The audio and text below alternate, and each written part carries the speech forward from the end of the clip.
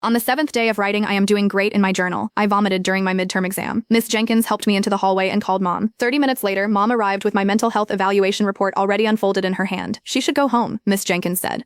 She looks very pale. No need. Mom held up the paper. We just had her checked. The results were perfect. She throws up the moment midterms begin. What a coincidence. Students stopped beside the water fountain. They looked at the word normal, then at me. Miss Jenkins suggested stress. Mom began to cry. I sacrificed my entire life for her. The moment she claimed she had a mental illness, I took her to the best doctor. The answer is right here in black and white. She is not sick. Someone offered her a tissue. No one asked which answers she had made me erase. Mom turned to me. Can you take the test or not? I remembered the last exam, the slap in front of everyone and the correct answer. Yes. See? She told the teacher. She said it herself.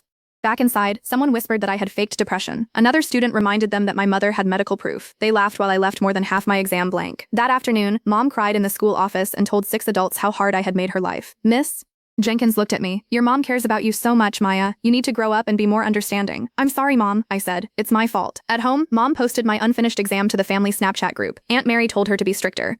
Uncle John called me weak. Dad decided I had too much privacy. That night, he walked into my bedroom carrying a toolbox. One screw after another fell to the carpet. I stood beside my bed while he lifted my door from its hinges. Mom waited in the empty frame. You only get dark thoughts because you isolate yourself, she said. We spoiled you by allowing this. From then on, I changed clothes beneath my blankets and lay still whenever I woke at night. At 3 in the morning, Mom checked the open doorway for the 4th time.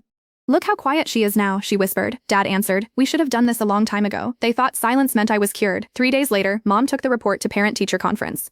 She told a classroom full of parents that the internet taught children to call discipline toxic and ordinary sadness depression. How is your daughter now? Someone asked. Mom smiled at me in the back row. She's completely cured. Come tell them yourself.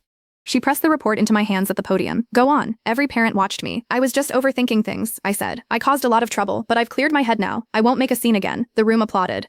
The next morning, results. Normal was written across the whiteboard. My classmates repeated my speech in high voices until the room filled with laughter. That afternoon, my heart lurched out of rhythm during the 800-meter run. She's having another attack, someone called.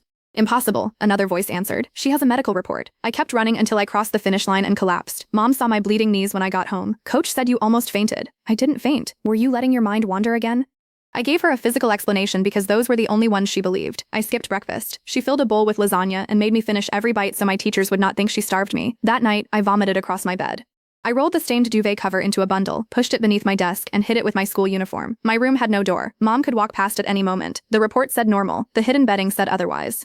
That was the first piece of evidence my body had created that no one could rewrite with a pen. In the living room, Mom laughed with Aunt Mary on FaceTime. One checkup and taking her door off was all it took. Look how obedient she is now. I covered my mouth as the bitter taste rose again.